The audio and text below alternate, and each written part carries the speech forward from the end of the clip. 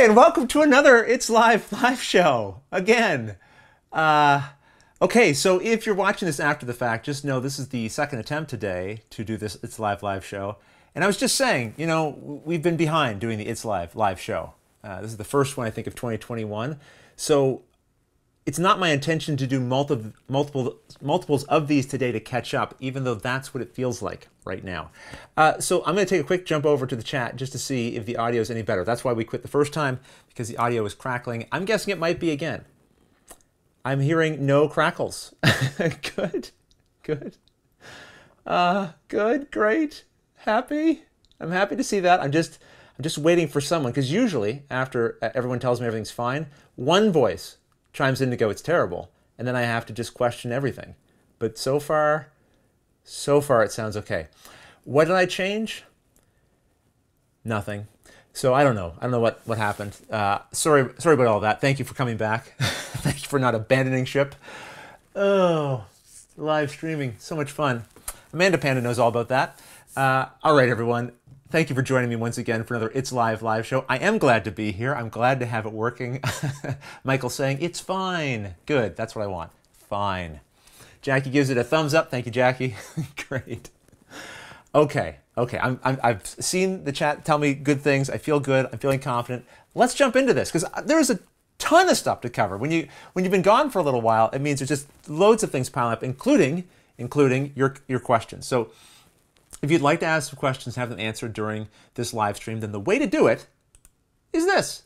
Ask your question by starting with question in all caps. Just put question, all caps, colon, and then write your question, and I will look for those in the chat. So that way, all of you talking to each other, you carry on, have fun talking, but I'll try to see if I can find amongst those the questions that people might want to ask, and I'll try to respond there. But I do want to mention, I missed some super chats last time. Because that's another way you can chat. If you want, you can hit the little $sign there. It gives a donation to the channel. You can ask your question that way. It pops up with like this kind of big blaring thing that makes it much harder for me to miss. However, in my last It's Live show, I did miss some super chats. I don't know how.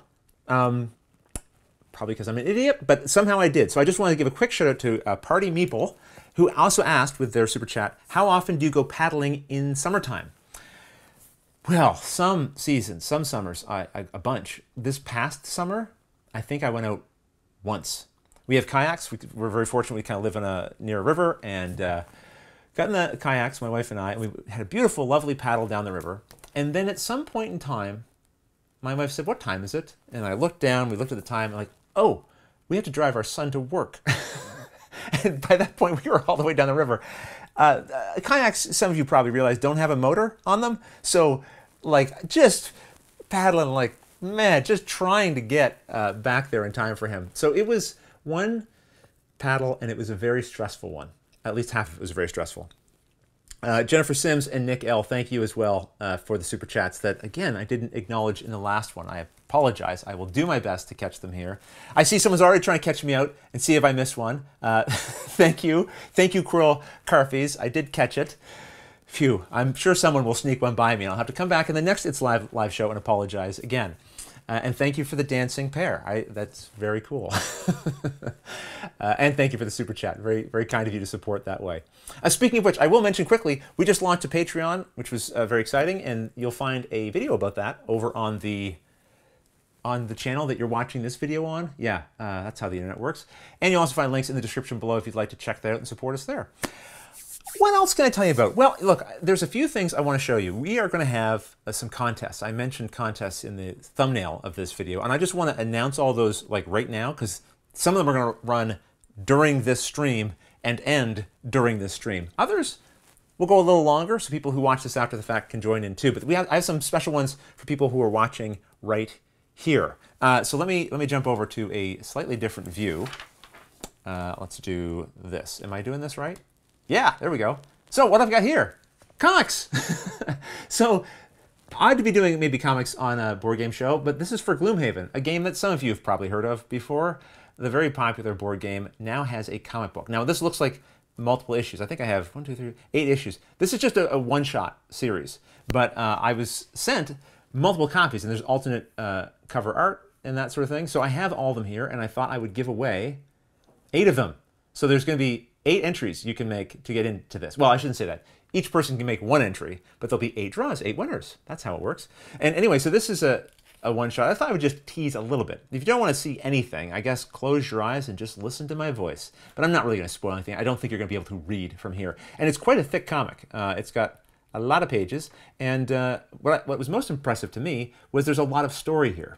If you look, there is a lot of text along with the beautiful artwork. So if you're into the lore of Gloomhaven, then there's going to be quite a bit to dive into here and unpack. And the artwork is really, really nice. So if you'd like to win one of these, look at that. Whew, look at that beauty. Then by all means, go to the link in the description of this video. It'll take you to a website where you put in your information. So I have a way of contacting you if you win. And you'll have to put in a code word. And the code word is the last name of the designer of Gloomhaven, which I'm realizing is on the cover. Not that this is meant to be some kind of major challenge, but I do like when you're forced to do a little thinking. But yeah, no, it's actually on the cover of all these. So I've already spoiled the code word. So just plug that in right there as the code word to the contest. And we will do a draw for this. When will we do the draw? I think these I might draw just at the end of this episode. Yeah, that's what I'm thinking I'll do. Did I make notes to myself to remind myself about that? No.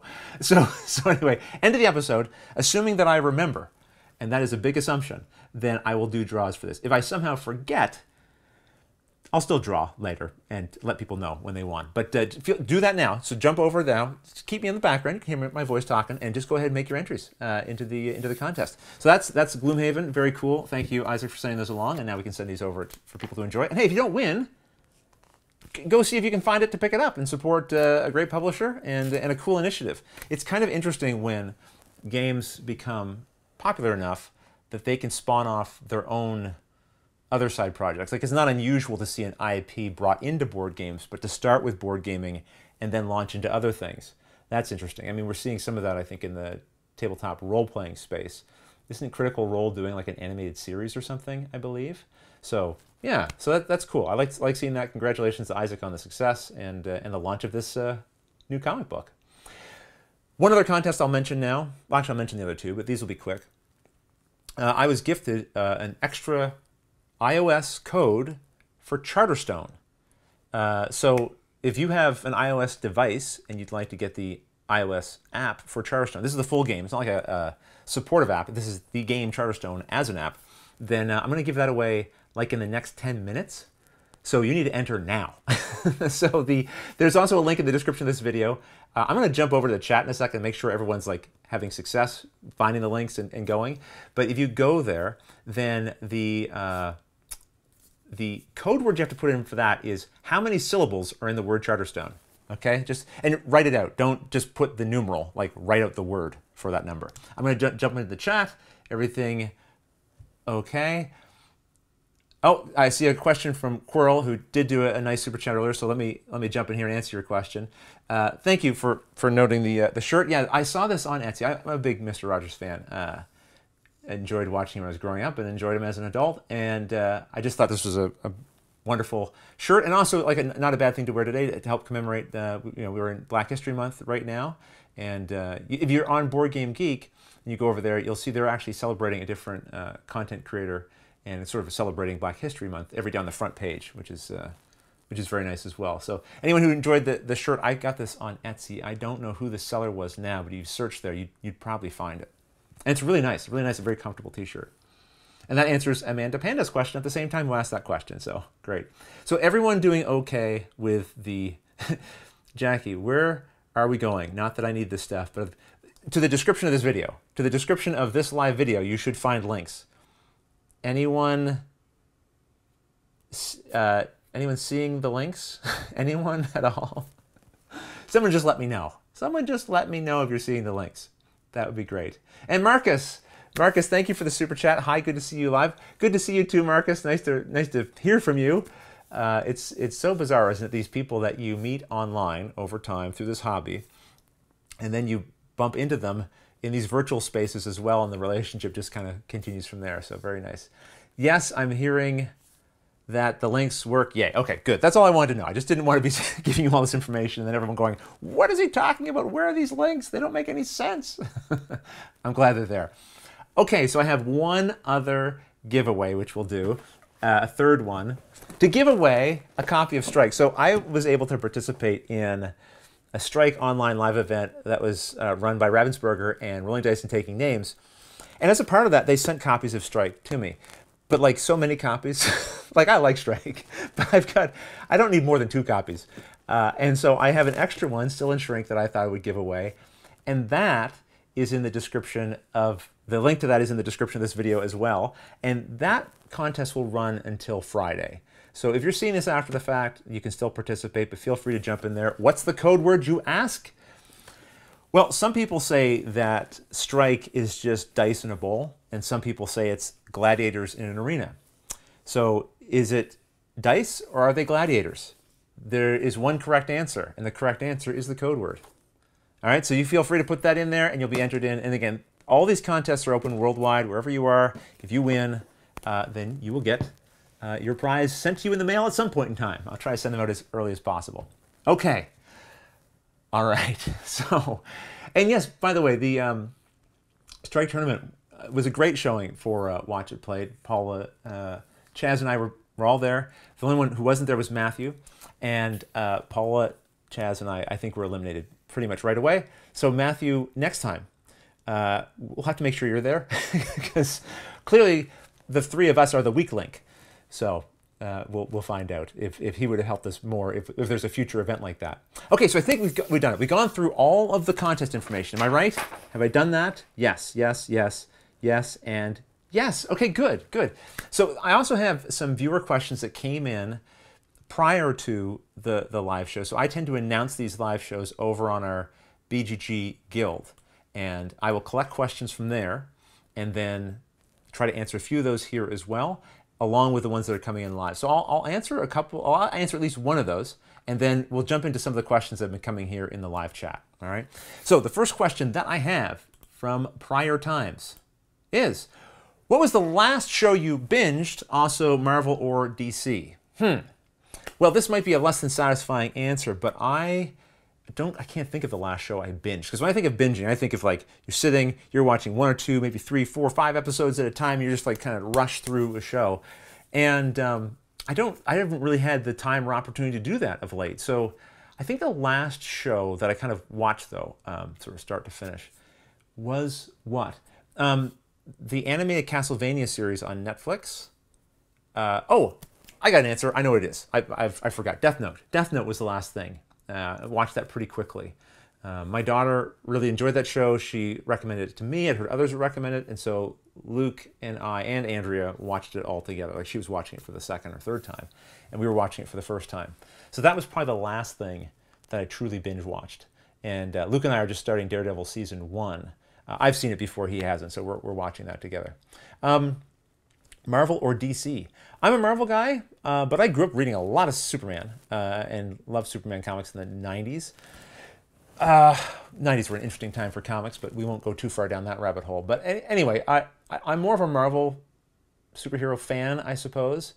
But it's not one of those, like, I don't know, Mac PC things where it's like, I love one and hate the other. It's just, I'm drawn more, I think, to Marvel heroes. I think many people have said this before, and I tend to agree with it. DC tends to be gods among men kind of storytelling. where you have these all-powerful creatures or beings or whatever, and then Marvel superheroes I often think of as down out on their luck kind of humans who ended up with these powers that end up being kind of a curse along with a blessing. And I think I'm just kind of drawn to that. Now that's a overgeneralization because of course there are DC characters who are more that down your luck type of storytelling as well. But that tends to be how I think of it, and that I think is why I'm drawn to it. Also in the entertainment space, like movies and television, I think Marvel is doing a much better job of representing and telling more interesting stories right now than DC is. But I haven't read a DC comic in a while, so who knows? Maybe in the comics things are just going gangbusters. So that is my quick answer there. I'll do one other one here, and then I'm going to jump over to something else I want to share. Oh, what is the status of Watch It Played's autonomy? Are you still affiliated with BGG? So this came from Andrew. I've gotten this question a number of times. I think if people have seen us launch the Patreon, and also like Matthew and Chaz and Paul and I doing more and more content on Watch It Played, the channel kind of growing in that way, and probably not seeing me doing much on BGG these days, like what's going on there. And there's not really anything going on there. I think some people might have understandably misunderstood the nature of the relationship from the beginning. The best way is to go watch the video where I announced it. BGG and I kind of joined forces. Like it wasn't, you know, I think some people got under the impression that Watch It Played was employed by BGG or something to that effect. But that was not really the nature of the relationship. It was more of us like working together. And certainly BGG offered financial support to Watch It Played during the time that I was working more closely with them. But I was doing a lot of other things with them as well. And you know, with COVID and everything else that happened, BGG is sort of like all their planning and everything has got to have been a little bit turned on its ear, really, because they were going to every convention and doing things there, and I was participating in that as well. And after doing a good year of that convention travel and media creation at those shows, I did feel like creatively it wasn't the direction I really wanted to be going in. Like I get a lot of satisfaction out of the tutorial work and the other types of creation that way. And so I just felt like it made sense for me to pull away in that way, because I didn't really start the tutorial videos and those sorts of things to end up prioritizing or focusing on going to a convention every month or every other month or whatever, right? So yeah, long story short, everything's good with us. We're still friendly and all that, but they're not as tightly integrated, I guess is what you'd say. But if there's ever a project they're working on where they think I could be of use or helpful, I'd certainly be up for considering it, for sure. And it was always very important to me when I joined forces with BGG that although they were going to be supporting and helping financially, that I wanted to never be a financial burden to them. So I worked very hard during that early time to ensure that I was not effectively being a financial drain on BGG. And at this point, you know, if anything, I'm trying to sort of pay back their investment, which I think I've been sort of successfully doing for a while, particularly with sort of supporting the BGG store and other things like that. So anyway, I just thought I would try to answer this question somewhere because it keeps coming up and there's no sort of easy, quick, short answer to it.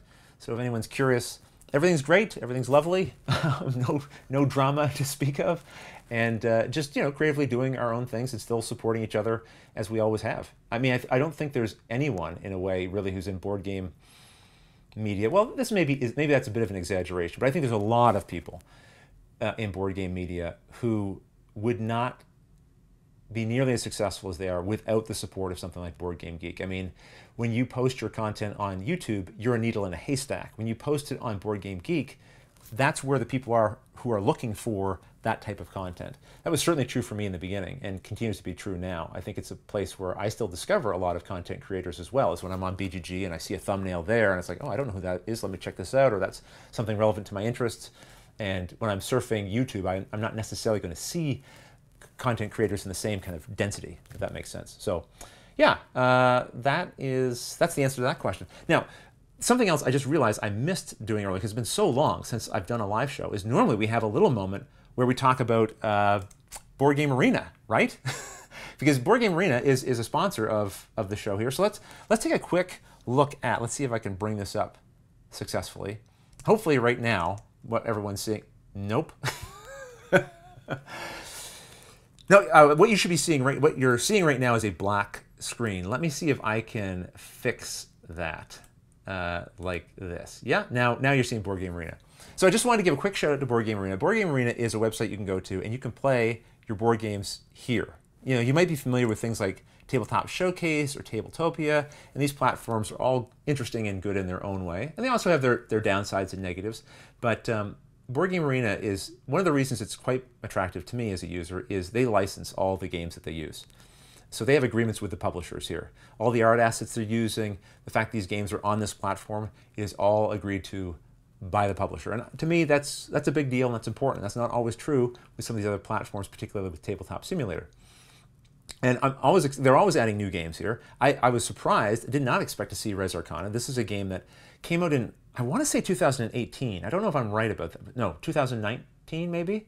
Anyway, this was a big surprise to me. You'll find a tutorial video for this on my channel, actually.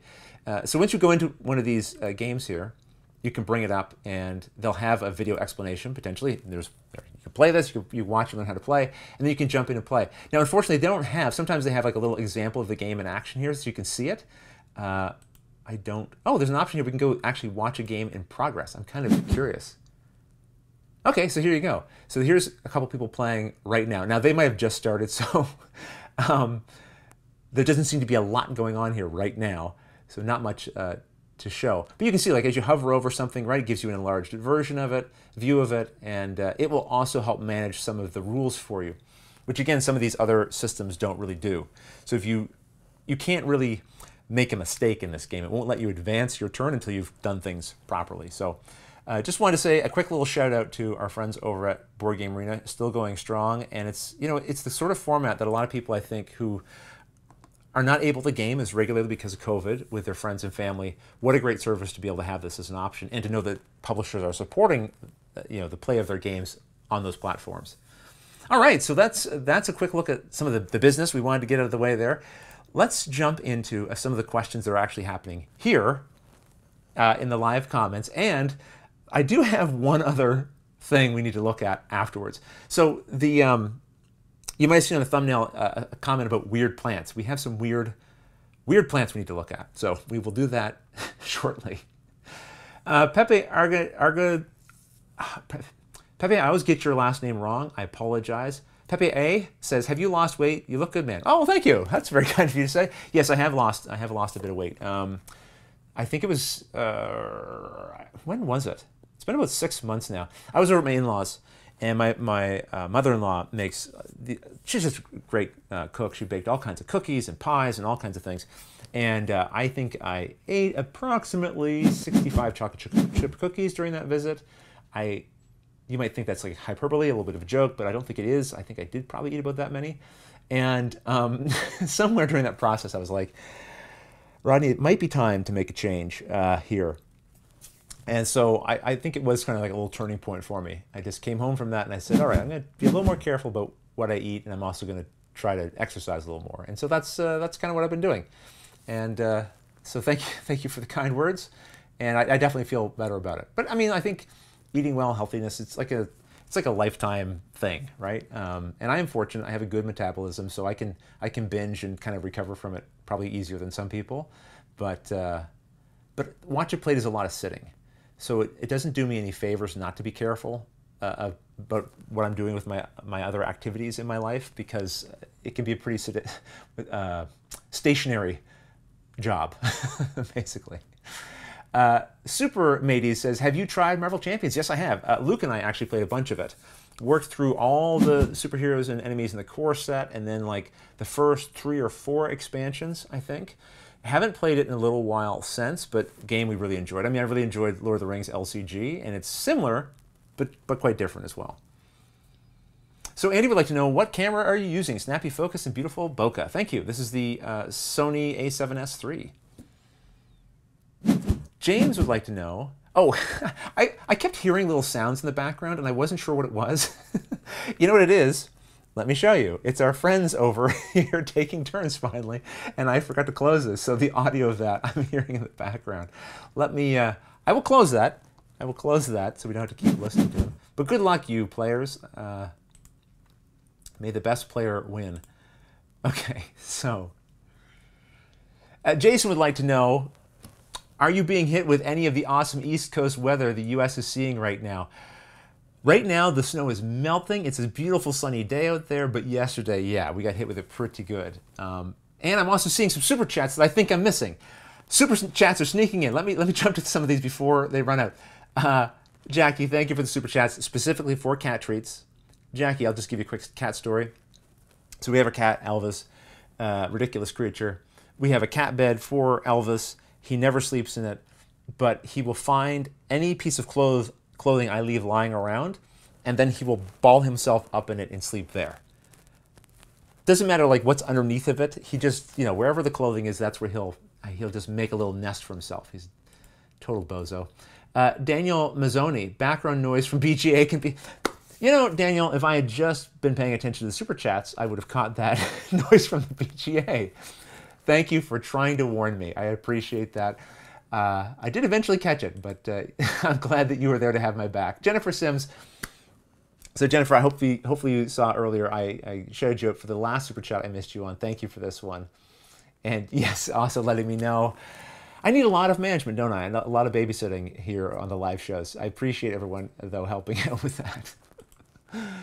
Okay, keep doing that. I'm sorry that it's costing you money to help me run this thing, but I appreciate you getting my attention. All right, I've seen some good questions here. I want to try to answer them. Oh, James, I almost missed yours. James King says, did you back or have you played Canvas? No and no, but curious about the game, sure. Santiago, favorite Academy board game? Also greetings from Colombia, Latin America. Well, greetings from the East Coast of Canada. Thanks for joining me. Favorite Academy board game? Do you mean like Academy Games, the publisher? I don't know. I haven't played like a ton of their games. 878 Vikings is one that we featured. Thief, though, was probably one of my most memorable experiences. Thief, something, title. It has like a subtitle or a year name. Played that with Jamie and Marty and Tony, some friends at Origins, I believe it was, and it was amazing. Had a great time. Really, really fun. I think that was one where, the game was good, don't get me wrong, but the experience of playing for such a long time with a good group of friends certainly elevated all of that. Sam would like to know, will I make a Let's Play of Battletech? I never pre-announce what games I'm going to be doing until I'm actually scripting and doing them, just because sometimes my schedule changes and then I don't like to disappoint people. So who knows? We'll see. Acid would like to know, what war games have you got your eye on at the moment? I'm trying Field Commander Napoleon.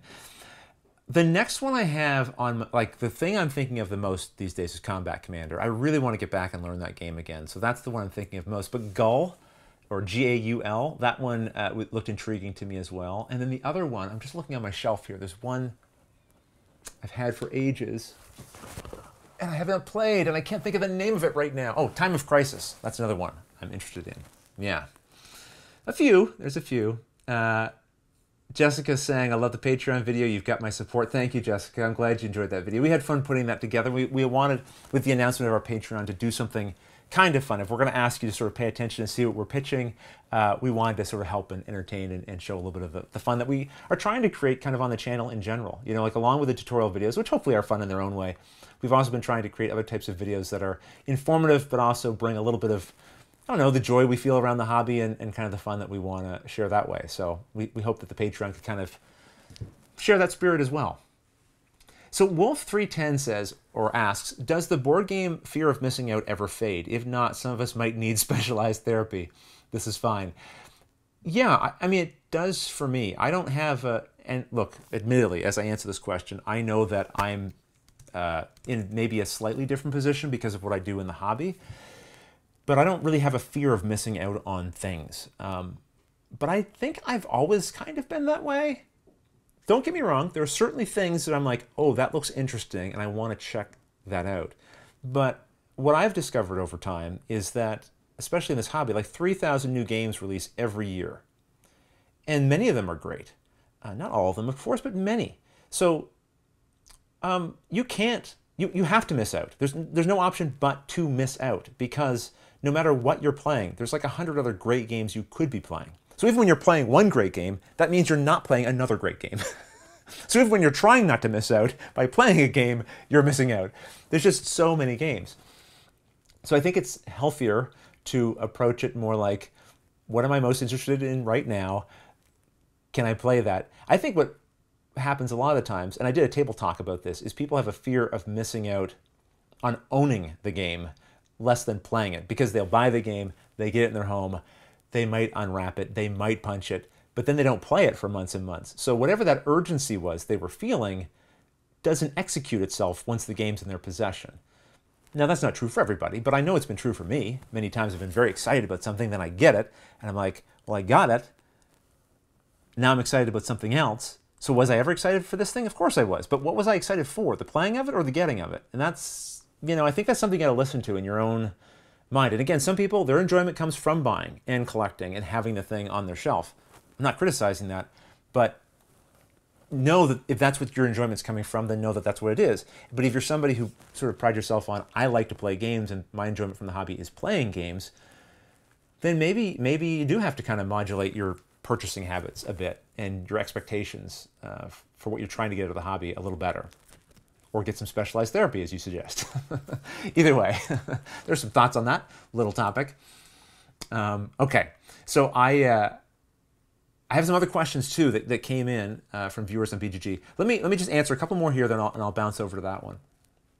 Oh yes, and we have to do our weird plants thing. That's coming as well. Oh, I was going to do a draw for a giveaway. Oh my goodness, there's so many things. Let's do the draw for the giveaway, everybody. Let's do that right now. I said I'd do 10 minutes, and it's been like ages. This is for the Charterstone giveaway. Let me just get the little giveaway app up here, and how do I do this? There we go. All right, let me see if I can get this on screen so I can see if this is in focus. I want this to be in focus for you, but this camera is going to try to focus on my face. Oh, the camera's so bright. The screen's so bright, I should say. Let me turn that down. Let's try this again. It'd be nice if you could sort of watch. There we go. Let's see who the winner is. I gotta like reach over here. Can't see where I'm tapping. Ugh, there we go. Okay. The winner is, oh my goodness, number one. No kidding. We did have more than one winner. So Stephanie Culp, you are the winner. I should probably save this. Here, I'll make sure that's saved. And Stephanie, you are the winner. Congratulations, you won something during the live stream. Thank you for being here during the live stream. But we will, at the end of the live stream, do the draws for the Gloomhavens as well, which let me just bring that back up. We have currently 69 entrants, it looks like, for that. So if you haven't entered and you'd like to, just go in the description below. And to enter, you'll need to add a code word. We're giving away some comics. Where did I put them? We're giving away some comics, and the code word is Childress, like Isaac Childress. And we'll give away a comic. You might be able to win it. All right, you'll find a link in the description below. All right, very cool. All right, so now the next thing, let me just try to answer a couple more questions here. Here's one that came in from, well, this came in from Jackie, who is in the chat right now. Why are there fewer women on board game covers and in games? You know, this is a good question, Jackie. I mean, to answer this, I mean, there's a whole bunch of things I think about when I think about this topic, but to answer this question as directly as I can, I mean, I think board games traditionally have, you know, they've catered to a male-dominated audience. You know, the hobby has been male-dominated, so it's going to cater to a male audience. But beyond that, I mean, I think society has catered to traditionally a male-dominated society. And so it's not surprising that board games did the same thing. And I think when you look at the world through a lens, whatever your lens is, especially if you're a guy, I think, and I'm speaking for myself here, by the way, speaking for myself, okay? Then you see it through that lens, and therefore it's not weird for me to see the world catering to me constantly, the way advertising is done to me, the way everything's done to sort of suit me. That doesn't seem off, it doesn't seem strange or weird. So then you get these blinders on about where things are missing. But I think if you're a woman or a visible minority or anything like that in society, it's not in those blind spots. It's like right in front of your face that there's a problem or an issue. You know, I think I have a couple of games here. Like here's one here, San Juan, right? Guy on the cover, guy on the cover, guy on the cover, guy. This might be a woman here. I think maybe, you know, but there's a lot of examples like this. And traditionally there's been a lot of examples like this. Istanbul, like, you know, guy, There's those three guys again. Boy, they're just everywhere. They're all over this box. Just lots and lots of guys. And that's the way it's been for a long while. I mean, it is changing, I think, slowly. But again, even the language in board games has been dominated by a lot of male language. Like if you're reading a comic book, a rule book, it's not uncommon to hear he and him to represent whoever the reader is. And again, I think that's one of those things where, depending on what your lens is, that's going to seem like a problem or not. And again, I appreciate not everyone's going to have the same perspective on this as I do, but I think that it's easy sometimes, maybe a little too easy, to dismiss it and go, oh, look, he, him, we all know this is a universal language. It just means anyone. And just kind of brush it off as this is not a real problem, per se. But again, it's easy for me to say that as a person who's not being misgendered when I'm reading a rule book that's saying he and him. And I remember the first time it kind of hit me, because I would have used that excuse for a long time. Like, he traditionally means both genders. This is not a big deal. But it was actually reading a rule book, a board game rule book, where I felt a little differently about that. And it was a Plaid Hat Games rule book. I think it might have been Dead of Winter. And I was reading, and the rule book says, once a player has performed all the actions she wishes, or if she runs out of actions she is able to perform on her turn, play passes to the player on her left. And I had never read, and again, this might be my limited experience, but this is my story. I'd never read a rule book that referred to me as the reader as she. And it did kind of snap me out of it a little bit. I'm like, oh, so this isn't being written to me. This is being written to some other player. Like, I know it's being written to me, but I didn't feel anymore like the person that was being spoken to because I don't identify as a female. Does that kind of make sense? So there was like this little moment of like, oh, that's what every woman feels like when they read a rule book. Oh, I hadn't really thought of it that way. Because of course I didn't, because of course this language was always catering to me, traditionally. And I mean, that's just a little example. But, you know, as I thought about creating my own videos, you know, it's something I always thought about. Like, in making the tutorial videos, I never refer to he or him. I always say they or whatever, because I want you as a person watching to feel like I'm talking to you. I want you to feel like you've been invited to join me at the table and learn how to play the game. But if it sounds like I'm talking to somebody else, then that illusion's broken, right? And I think rule books do that, and I think kind of we do that. I think, again, I think box covers can do that, because whether intentional or not, it starts to communicate this is a game for guys, because there's all kinds of guys on here. And the cost to make it more inclusive is really just a little bit of effort. You know, I look at something like Dead of Winter and I see a great deal of, like, we got all kinds of characters we want to show. Why not show a diversity of characters? I can't see how that isn't anything but good for the game. And it also, again, communicates to people who are picking it up off the shelf, oh, this might be for me. Look at all these different characters. I can see myself in someone here. And again, I can hear the people who would say, what does it matter? I can see myself in anything. I don't care if it's all girls, all guys, whatever. That's great. If it means nothing to you, wonderful. Then you don't care either way. That's fine. But for people who do care, I think it is important to try to sort of show those elements of inclusivity. In fact, I think I have another good example of it here. Let me try to do an overhead. How do I do this? Yeah, there we go. So here's Ashes, another game from Plaid Hat Games. Some of the characters you can get in this game, right? So, like, lots and lots of white characters here, but also tons of other representations here, other cultures, other people who don't just all look like the same thing, right?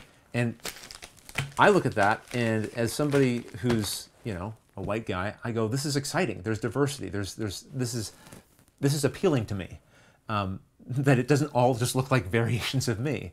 And I would think that would be true for other people who aren't used to seeing themselves represented in games. And again, I can't speak for other people. That's just kind of my sense of it. So I think to answer your question, Jackie, it's just because of unfortunate biases and traditions that are slowly being broken. And I know Jackie raised a question like this on BGG.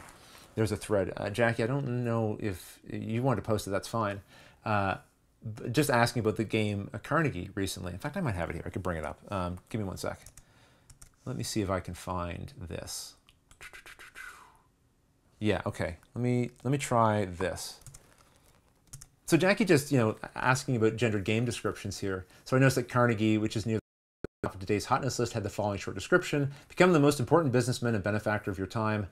And Jackie says, yes, the game is based on the life of Andrew Carnegie, who was a man, but there's no reason the description can't say, become the most important business person and benefactor of your time. Emphasis mine. And Jackie goes on just to sort of explain here why she thinks that's relevant and could be helpful. And says, look, just to be clear, it isn't horrible that the short description was submitted to read the way it does. It's just more of a request to people writing game descriptions, whether short or long, to think about how it reads. To me, this is a very kind of like thoughtful, respectful way of bringing up the topic. And yet, you'll find the moderators here had to go in and like remove posts, people who were being dismissive or showing bigotry. Some people had to be banned for it. Like, you get that kind of pushback, and I would think that's pretty disheartening, particularly if I was Jackie, I'd be like, what's going on? Like, what's wrong with the world here that this is something to give pushback against? Because again, we're not talking, even in this case, about whether the game itself thematically needs to include women. We're just saying, when you describe the game, can we be gender neutral there? And a great post I saw in here was someone who said, hey, look, here's all kinds of examples of women during this time that the game represents that could be included and talked about who are business women. So I don't know. I think some of this is just, being open to just seeing things a little differently outside of your own perspective, and again, ultimately doing things that show empathy and that are good to help grow the hobby. I remember there was a game a publisher reached out to me about doing a tutorial video for, and so they sent me the rule book in advance, and I read through it. And the game seemed very interesting. And I did notice there was no women in the game. And so I wrote them and said, hey, I just noticed there's like no female characters in here. And they wrote back and they said, you know what? We never saw that. Like, we didn't even notice that. And that's something we want to correct. And so they made adjustments and they had some female characters to the game. Just a little bit of a conversation was really all it took. But to be frank, I don't even know if I would have noticed, except for people like Jackie and others in my life who've said, hey, there's no women in here. What's going on? And I'm sort of thankful that those conversations have been happening in a more public space, because if they weren't being had in a more public space, I don't know if I would even know to care about it. And that's like an indictment, I suppose, on myself, but that's a reality. It's seeing other people's concerns about it that made me go, oh, yeah, that's something to be concerned about. Even though it might not be negatively impacting me in any discernible way. I mean, a society, maybe I'm going waxing a little too philosophical here, but like, society does not typically change without some kind of effort. Like thinking of Canadian history, for example, women couldn't vote in Canada until 1921, I think, was the first time women could vote. That's 100 years ago. We're not talking, we're not talking like thousands of years ago. That's like a reachable distance into our past. That's pretty recent, that we just decided as a country, I guess women should also be able to vote on things. And that didn't just come about because a bunch of guys agreed to.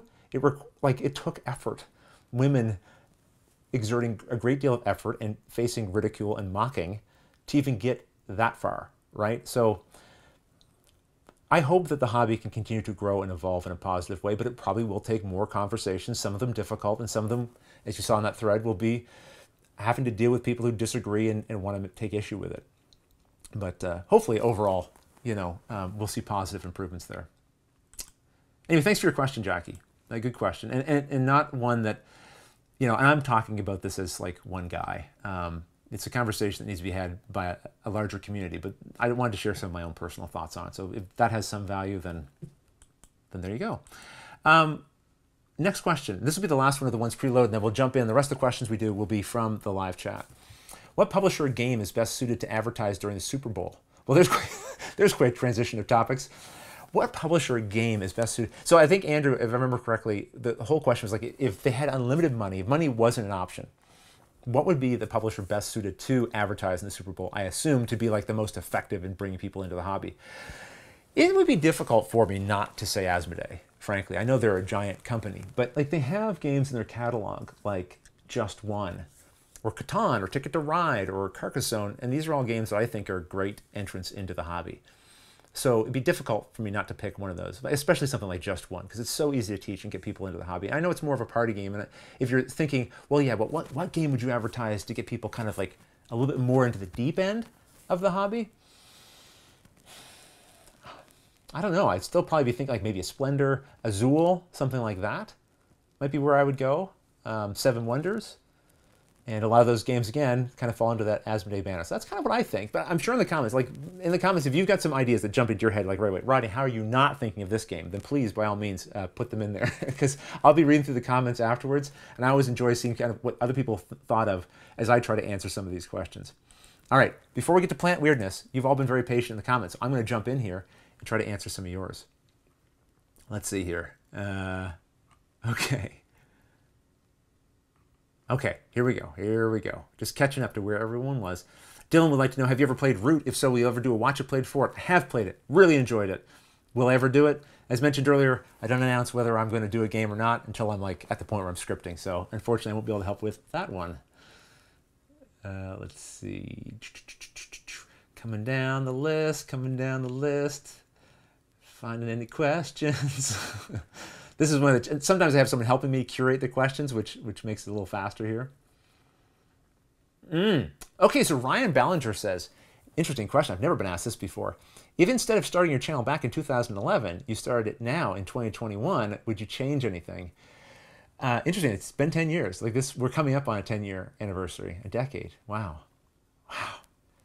It both feels like it went really fast, and yet it feels like forever ago that it started too. I'm sure you've all had that sensation with something in your life, but yeah, would I change anything? It's so difficult to answer. I mean, probably, but it's so hard to go back. See, I started with what I was capable of doing at the time with the resources I had. And so I don't know that one can really change that part of it. You know what I mean? Like what I'm able to do now with the channel is because of 10 years of working on it slowly, and having, you know, the support of people like yourselves watching and being invested in what we're doing here, financially supporting along the way, my wife financially supporting it, like so many factors, right? BGG coming in at certain points, supporting. Like there's so many things to be grateful for along the way to get wherever this is now and wherever we're going to go next, you know? So, you know, there have been times where I've been like, wait, calling it Watch It Played, especially in the last couple of years where playing has not been really an easy option, especially with COVID, is, you know, like, oh, did I pigeonhole myself there? But I'd like to think, I'd like to hope that the name of the channel now represents something a little bigger than any one thing. And I hope that continues to be the case. And gameplay is something that we are getting very close to bringing back to in some fashion on the channel. So if you've enjoyed gameplay in the past, you'd like to see more of it, stick around. We'll hopefully have something fun and exciting to announce soon on that front. Oh boy, the chat like just...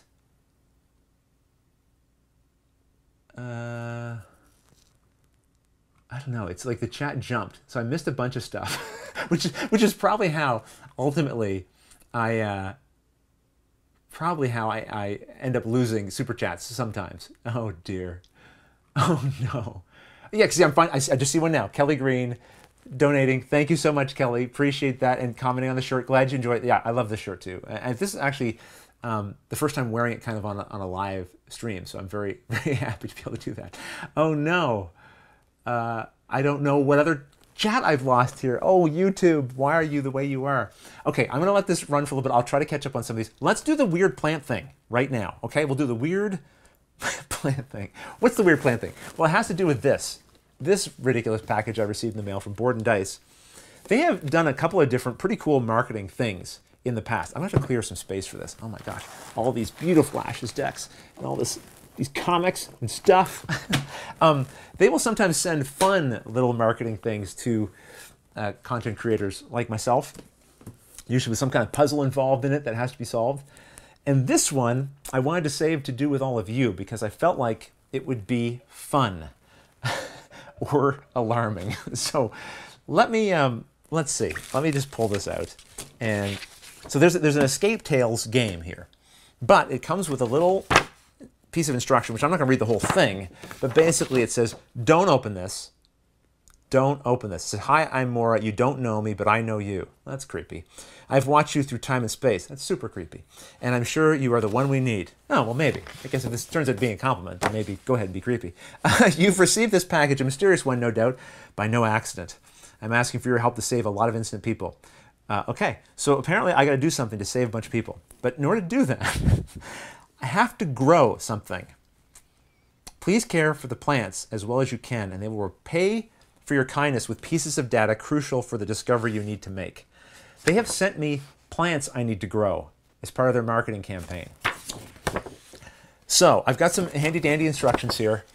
Let's see if we can figure these out together. Let me go to a little bit of an overhead shot. Okay, so I'll bring this into view. Water on my game table. How bad can this go? Very bad in a lot of ways, I'm sure. Okay, so let me just move this out of the way.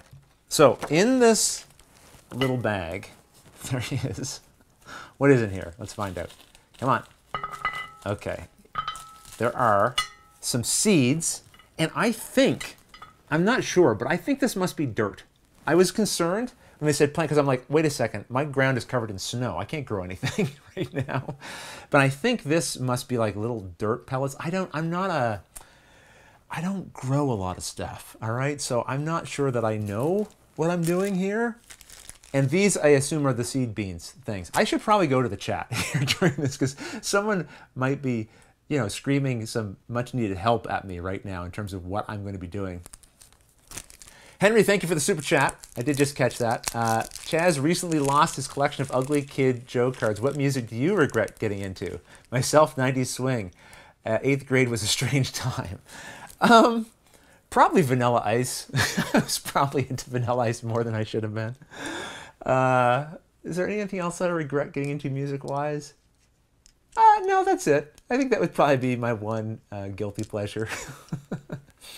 Okay, so we've got some kind of seeds, and we got things. So to grow these, it says, for quick and effective germination, wrap cling wrap around the top of the bean container. Well, this didn't come with any bean containers. So I've got these little, like, plastic containers I figured I'd start with. And what does it say to do next? I guess, okay, I'm assuming I add water. It doesn't say. I'm assuming I add water and then I put the bean seed thing into, right? Can someone just say that this is how it works? I just want someone to tell me I'm doing this right. This has got to be how it works. It's got to be. All right, so I'm going to pour some water into this. Okay. Are we doing this? What's going to happen? Nothing. Nothing's going to happen. How much water do I pour? Have I just drowned this now? Is this too much water? I don't know. Help me here, chat. Okay, so I think, so what do I do? Just put this there. Am I done? This doesn't feel right. It feels like something more should happen. Add water, you'll get a big bunch of dirt out of that, says Jason. Okay. Those are going to be 3 times in size. When? Like, I want it to happen now. Is it happening now? Okay, I got more of these containers. I'll just put all these in their own little thing. I'll pour some more. Like, do you think that's too much water? I know you probably can't tell. Let me go back to the headshot. Can we see? Can you see how much water I put in there? Is that too much? Okay. So, should soak for 12 to 24 hours. Okay, Zeb, look, thank you for helping out here. I see some people in the chat helping. Aaron Firewing would like to know, what is going on? What's happening? Great question. Great question. What do I want? I want this. Okay, so I'm just going to pour some more water in here. Oh, you know what? Hey, this dirt is growing. It is enlarging. So I might have gone too much there. I should have done like Mama Bear, Papa Bear, Baby Bear thing here. Like little water, a lot of water, somewhere in the middle. And maybe one of these would turn out right. Am I supposed to, like there's a little happy face, there's an X. Does it matter which side I put these on? Does it say anything about that? No? Okay. All right, so I'm going to put these, I'll put the happy faces up. And like that. So this one here is definitely, oh my gosh, yeah, it's ballooning right up here. So anyone wanting to know what's going on, I can't explain it. It's some kind of marketing work, homework, science project I've been given by Board and Dice. So this one here is definitely ballooning up. So I should be able to potentially bury this seed in there. I'm just trying to like jam it in there. Maybe I just gotta leave it for a bit. Okay, and the water is disappearing out of this thing. Okay, so what they suggest, here's what they suggest. I'm gonna put some more water in this thing. I'm getting the hang of it now. I'm getting the hang of it. So what they suggest, more water. It will be around 3 to 4 times bigger, says Antonio. Okay, thank you. I'll keep doing that then. I'll keep putting in more water. Put more water in. I'll put a lot more water in. See, the problem is if I go too much, I'm going to end up like with a mud soup, and that probably isn't going to be any good. I know that much. I think this one I might have put too much water in. I'm going to drown this thing. Now the bean's just hanging onto this little island for dear life, afraid of what I've done to it. I'm going to drown it. I have nowhere to pour the excess water. Well, I'll leave it, and we'll see if it... But look at this thing! Oh my gosh! This is really going. Now, let me see if I can... Yeah, now I can stick it into the dirt a little better, I think. Get in there, little fella. All right. Now, what it said... Oh, I'm getting dirty. What it said to do was to wrap, like saran wrap over the top of it or something, you know, to help the germination. But these are not big enough. These are not big enough containers. I'm going to have to like transplant this to like a bigger size. But I think what it's saying to do is to do something like that once I've gotten to a better cup. All right, here's the plan, everybody. Thank you for the help with this. No such thing as too much water, says Randy. More water is needed. Everyone's saying more water. Okay, so when does it grow? When does it start sprouting? Is it going to happen soon? Okay, so here's what we'll do. I will share some pictures on Twitter and our Facebook page for as these things grow or don't grow, and you can stay in touch with me about how this is going. All right, Board and Dice, I can't wait to see what you do next. But I feel like look, if you're going to go to that kind of effort, Board and Dice, I should at least talk about your game for a little bit. So this is called Escape Tales. As I understand, this is like another one of these escape room style games, right? That you can play. Does it say how many people? Yeah, 1 to 4 players can play. It looks like there's an app that goes along with it. And then you're trying to solve a crime. Now, I don't know why I need to grow this before I can get into this. I'm assuming not everyone who buys this game has to grow a plant. And how long will this take to grow? I don't know. But oh my gosh, all of them now. All these things are sprouting right up. Oh my gosh. I saw Suze Sheldon online also. She'd already, oh, here we go. Let me show you. We got some action now. Now I just want to talk about plants all day. So look at this now. Like I can pretty much bury this one down into the depths. So I think I'm getting a little more confidence that this is the idea, right? I feel bad for this one that I'm suffocating underneath the saran wrap. Probably need to do a little something more. Daniel Newman says, I've played a couple of the earlier Escape Tales. They were pretty fun. Did you have to grow any plants, Daniel? And hey, Daniel, nice to see you in the chat. Daniel, why don't you tell everyone about your games? Daniel is has released a game. Oh, help me! Science and Seances, I think, was one that did it just deliver to backers? I think I saw it. It was some people saying they got it. So that's very cool. Nice to see you here. Listen, let's try to answer some more questions before we have to wrap up this stream, because the stream is going to end in 15 minutes. I know we started a little late. Well, we started on time, and then there was that failed start, and then we restarted. So let me try to go back and let me see if I can find some questions. All right. Paula Deming, the best thing I read recently in a rule book is it addressed all the examples as you, on your turn. You draw a card, and then you, etc. I thought that worked so well.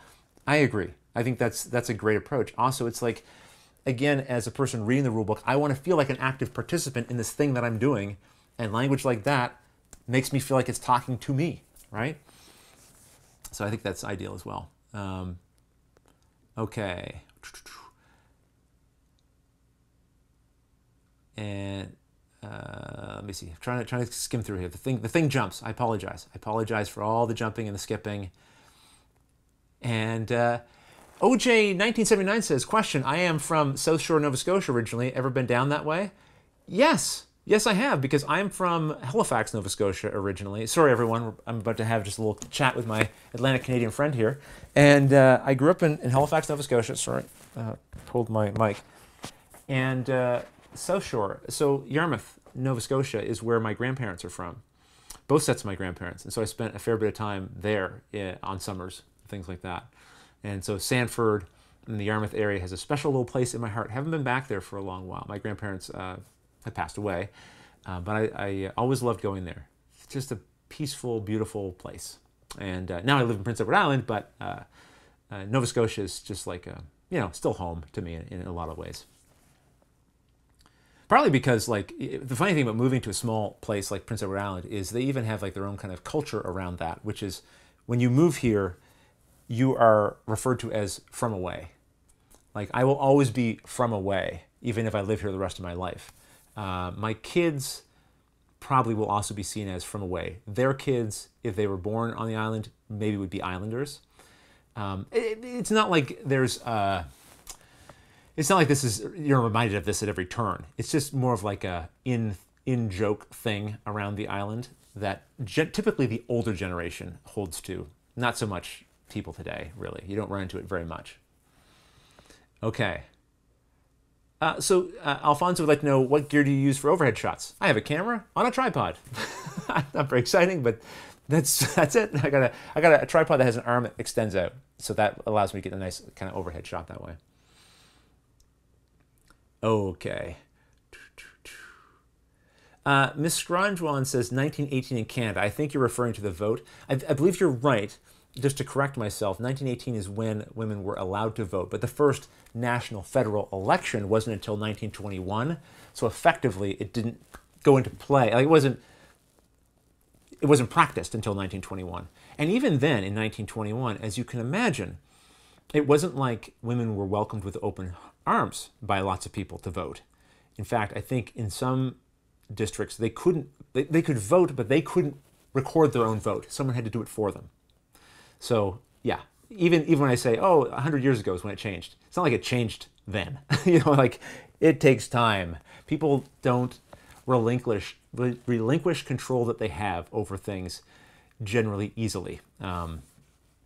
Which is why at many times when you want to see real, meaningful social change, unfortunately, it does have to come at some kind of resistance effort. Because generally the people who are in control don't just get around together someday and go, you know what, we should give up some of our control. That's not generally how it happens. It usually comes from pressure. It comes from people speaking out and talking about these things, which comes at its own cost. But anyway. Portier PPP says, do you think the big Gloomhaven is worth buying? I just got Jaws of the Lion. I've never played the original big Gloomhaven. Interesting story about that. When Isaac Childress, I don't know if it's interesting. I just declared it was interesting. We'll see. When the original Gloomhaven came out, I was like, Isaac Childress, what in the heck are you doing? This is doomed to fail in my mind. Because to me, it looked like way too much game for anybody. And way too much game even for a designer to be trying to tackle. Like, Isaac, as one person, you think you're going to be able to create this cohesive, giant story, box full of stuff. Like, to me, I just looked at it and said, this is probably going to be a mess. And was I ever thrilled to be wrong? Because if anything, I was just like, wow, Isaac, you pulled off something amazing here. That not only did you create this gigantic world of a game, but that so many people fell in love with it and loved it for the game that it was. I just think is incredible. And I think it goes to show as well sometimes how quickly we can be to judge something on the outward appearance of it. Oh, this game would never work in this type of market. You should simplify this. You should change that, whatever. There's a lot of people who, like publishers, who would never have touched that game, who said, we could never publish that game. This is doomed to fail. They would have had the same attitude I did. And all of them, I'm sure, right now would love to have that property under their belt. So kudos to you, Isaac, for that. All right, so let me see if I can find a couple more questions before. And I will remember to do the draw for the comics. Don't worry, I will remember that. The Bonnie crew would like to know, what will we do for a 10-year party for Watch It Play to celebrate on a live show? I don't know. I've not really put any thought into it. I'm not very good at celebrating milestones of the channel here. I think it's how do I explain this? I'm always happy to achieve things. That's fine and good. But I don't have like this end point in mind. When I think about Watch It Played, I don't go, and it will have succeeded once X happens. You know, like there is no X. It's like whatever happens next, I can't wait to do the next thing, and then the next thing, and then the next thing. You know what I mean? So I'm never really fixating on, I need to get to this next milestone. Like I'm just desperate to get to that next thing. I'm just like happy to be doing it for another day. Like I think every day is a milestone in my mind. And that's not to say anything against anyone who does celebrate the victories and successes that they perceive they're having in whatever they're creating. I think that's wonderful. I mean, it is. It's just my weird wiring. You know, I maybe should stop and celebrate a little more often. I don't know. Petrified. Have you ever played Magic the Gathering? If so, what about Ashes do you like better? You're basically Ashes hype man at this point. Yes, I am a bit of an Ashes hype man at this point. There are a number of things I like about it more than Magic the Gathering, and that's not to say that Magic the Gathering isn't a quality game. But there are certain things in comparison to Magic that I do prefer. So I will mention a couple of them quickly. I really love the first 5 rule in this game. You build your deck. You also build what your opening hand is going to be. So the first 5 cards you have in your hand, you pick from your deck. They have to all be different. You can't have duplicates, but they're your choice. I've played Magic a number of times, and there are situations in Magic or any card-style games where you're building your own deck, where you have a strategy in mind, something you want to pull off, something that you need to kind of get your engine going. And if you don't draw into it, and your opponent does, then that can lead to unpleasant gaming experiences. Like, you're like, I just never get my deck going. And I found that with Ashes, that to just be a great thing. Like, my opponent is going to be doing things that are going to disrupt my game. That's their job. It's nice when my own deck isn't disrupting my job, if you know what I mean. And there's still plenty of luck to contend with. There's still lots of interesting, unexpected surprises to deal with because the whole rest of my deck is still shuffled. I don't know what order I'm going to draw the rest of the things in, but I have a base to work from, and I really like that about Ashes. I also like that you have 10 resources, effectively, which are the dice, to work with. There's not this spending a certain amount of the game ramping up for resources. Resources like lands in the game, it's great to have them. You want to have the perfect balance of them. You want them to come out in a certain rhythm. And with Ashes, you have a pool of dice that are your resources. And you can manipulate and work with them, but you have these 10 things to spend stuff on. And I prefer that the resources not be something that I'm trying to draw into and hoping for so that I can do what I want to do. I like that I have to choose how I'm going to spend my resources, but I don't like them stifling what I'm doing, if that makes sense. So those are just a couple of quick things. Again, I could go on, as you say. I don't want to turn this into the Ashes show. But that, plus again, the style of gameplay, the way, there's so many things I could say. I don't want to say it. I want to say it. I just don't want to take up the time with it because I know we're running out of time. To sleeve or not to sleeve, says Jacob Jackson. I used to sleeve everything. And with Ashes, for example, if I had a deck I was playing with primarily, I would sleeve that.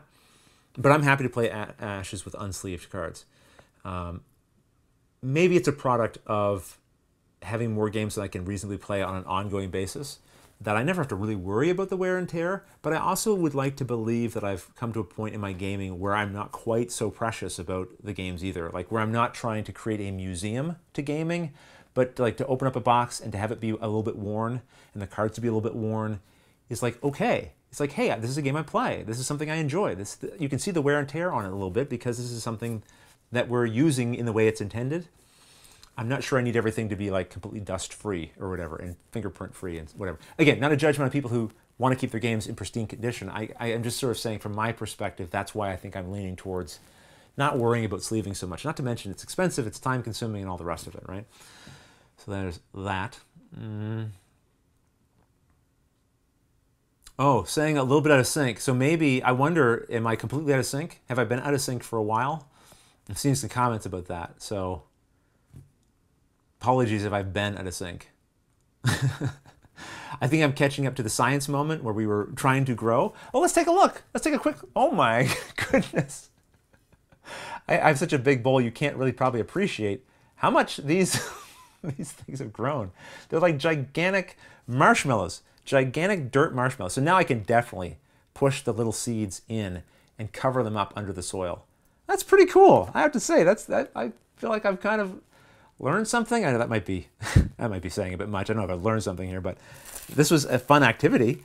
And I look forward to seeing if these things kind of come to life and start to sprout something and how quickly that comes. As soon as like I see some green break dirt, I will post a picture of that online, and I will put these in better cups. But yeah, thanks for your help with that, everyone. All right, let me jump down here a little bit. All right, yeah, they're like dirt cupcakes. That's a good way of putting it. Exactly. All right, let me jump over here. Make sure there's nothing else I missed here that I wanted to share with you. Oh, you know something? Let me see. No, that's right. That's fine. That's fine. I have to remember to do the draw. I have to remember to do that. And really right now, maybe this is the time to do it. That will allow us to hit kind of our deadline here for wrapping up the show. Well, let's see. Gloomhaven Comics. Who wants to win some comics? I'm putting dirt all over my iPad. Okay. Yes, and Allison's saying, break up the dirt. I will. I'll break up the dirt. Maybe I'll get some like little cups. I'll break up the dirt, kind of create like a little dirt thing. Wow, words. I'll fill the bottom of the cup with the dirt. I'll break it all up, and then I'll bury the little seed in there, and then we'll see what happens, and I'll try to water it regularly. But all the water I poured into it, it's just soaked it right up. So clearly I didn't have to worry about drowning any of that. So there you go. Okay, so let's do a little... Ryan Clement says, as soon as those plants get big enough to say, feed me, Rodney, use fire. Thank you for the advice. All right, let's draw some winners. 5 winners. 5 winners for these comics. So let me see. Focus. Good. All right, here we go. Our first winner of one of the comics is Jennifer P. There's a 0? I didn't know that. Jennifer P. Zims. You are winner number 1. Winner number 2. Here we go. Justin Lee. Let's get the next winner, the 3rd winner. The 3rd winner is Bram Van Quickenborn. Winner number 4. Kyle Oliveira. Another winner of another comic. Nick Juice, or Jose, maybe Jose. And Amanda Wong. Interesting, the numbers. I think the numbers here are totally like a fabrication. This app that was created for me to run contests, I think when you do multiple draws, you might get the same numbers, but the names are different. So that's good. And winner number 7, Paul Orr. And last, we have our last winner. Let's draw for it now. Winner number 8 is Jacob Jackson. So I don't think we had any repeat winners in there. I'm going to save these winners. Let me just go in there and see. Nope, no repeats. Those are all unique. Let's see how many people we actually did have, because I can see how many people participated in that. Oh, it's gone now. It was over 60 odd. Contest archive. I guess it doesn't tell me now, unfortunately. Oh well. Either way, congratulations to the winners. So, which comic will you get? Can I request which cover I want? No. No, you can't. That's too much work for me. But I will try to put them in like a little bag and board so they're protected, and then I will drop it in like a little padded envelope and fire it off to you. So hopefully it arrives in good condition. You'll have your own Gloomhaven comic. Anyone who didn't win, this is something you can pick up if you'd like to. So thanks to Isaac and the team there for sending these over to me so I could get a chance to read them and share some with you. That was fun to be able to do. And congrats to everybody. And nice to see everyone in there saying congrats and cheering along people who won. That's fantastic. Bonnie Crew, did only 5 people enter? No, a lot more than 5 people entered, but that little number rotation thing was betraying us a little. Actually, so we moved some of our software over to a new server, over to the watchitplay.tv website. And it is possible that certain elements of that software broke. Not the randomizer part of it, that part's fine, but like the animation that rotates, because that should show a different number every time, and that number should be linked to the name, but it's possible that it's not. I'll talk to Chaz about that. Anyway. All right, well, listen, we did it. We got to another end of another It's Live live show. We got through a bunch of questions. I wouldn't be surprised if I missed some. I will try to go through them. Avita Golub says, on which media will be posting the picture of the dirt cupcakes? On Twitter, for sure. Maybe on Facebook as well. Twitter, you can expect Twitter for sure. Maybe Instagram. I'm not as good. Like I do most of my posting on Twitter. So if you really want to follow what Watch It Played is doing and up to, that's the place to do it. At Watch It Played. And I have a personal Twitter account at Rodney J. Smith, if you want to follow me there. And then, yeah, Facebook's the next place I most commonly stuff. But there I generally post videos that are releasing. Not so much the little odds and ends of the Watch It Played life.